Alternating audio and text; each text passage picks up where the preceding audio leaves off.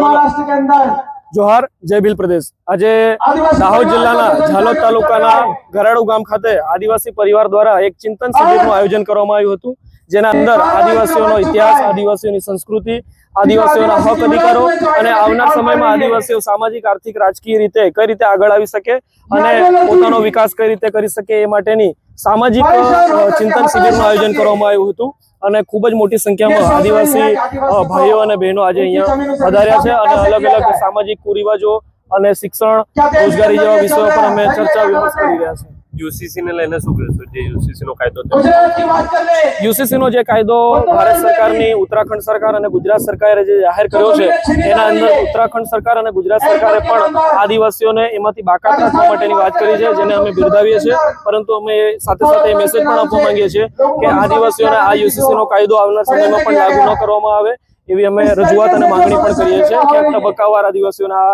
વસ્તુ લાગુ ન કરવામાં આવે। આદિવાસી સમાજની જે બોળી જનતા જે છે તે ધર્મ પરિવર્તન કરી રહી છે, તેને લઈને આદિવાસીઓ ખરેખર પ્રકૃતિ પૂજક છે। તેઓની સંસ્કૃતિ, ભાષા, બોલી, રૂઢી, પરંપરાઓ, રીતિ રિવાજો, જન્મ, લગ્ન, મરણના રીતિ રિવાજો અલગ છે, જે કોઈ પણ ધર્મને લાગુ પડતા નથી। ભારતીય બંધારણ તમે જોઈ લો અને અલગ અલગ કાયદાઓ જે છે એ જોઈ લેશો તો તમને ખ્યાલ આવશે કે આદિવાસીઓને કોઈ પણ ધર્મ સાથે કોઈ લેવા દેવા નથી, પરંતુ ક્યાંક ને ક્યાંક કેટલાક લોભ લાલચમાં આદિવાસીઓ જ્યાં ધર્મ પરિવર્તન કરી રહ્યા છે તેમને રોકવા જોઈએ। સાથે સાથે જ્યાં પણ આવા આધાર પુરાવા જબરજસ્તીથી કોઈ ધર્મ પરિવર્તન કરાવતા હોય તો તેમના આધાર પુરાવા લઈને એમને કડક કાર્યવાહી કરવામાં આવે, એ ભલે કોઈ પણ ધર્મમાં જતા હોય અથવા અનુસરતા હોય જબરજસ્તી।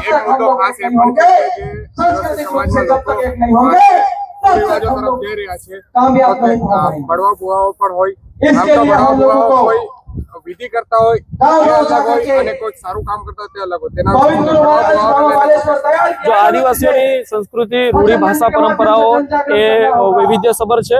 એના અંદર જે અલગ અલગ ધર્મના લોકો જે શ્રદ્ધા રાખે છે, એવી જ રીતે આદિવાસીઓ પણ ક્યાંક ને ક્યાંક આત્મા પરમાત્મા અને અલગ અલગ વસ્તુઓમાં ક્યાંક ને ક્યાંક શ્રદ્ધા રાખતા હોય છે અને જે નાના મોટા અલગ અલગ વિસ્તારોમાં પોતે પોતાની કર્મ ક્રિયાકાંડ આદિવાસી રીતિ રિવાજો અને પરંપરાઓ પ્રમાણે ચલાવતા હોય છે અને ક્યાંક અતિશયોક્તિ થયેલી હોય રીતિ રિવાજોમાં અથવા પૂજાઓમાં તો એ પણ અમે રિફોર્મ લાવવા માટેનો પ્રયત્ન કરી રહ્યા છીએ।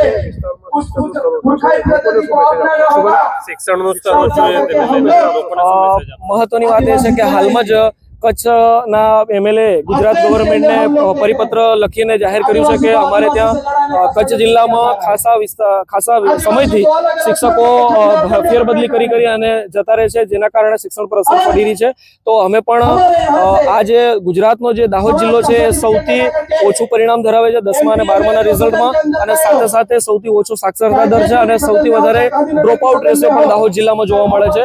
તો ગુજરાત સરકારને અમે એ વિનંતી કરવા માંગીએ છીએ કે ગુજરાતના દાહોદ જિલ્લામાં પણ સ્થાનિક યુવાનોને શિક્ષક તરીકે ભરતી કરવામાં આવે, જેથી કરીને એ લોકોની બદલી ના થાય અને બાળકોને ગુણવત્તાસભર શિક્ષણ મળી રહે। અનિલ ભુરિયા, આદિવાસી પરિવાર।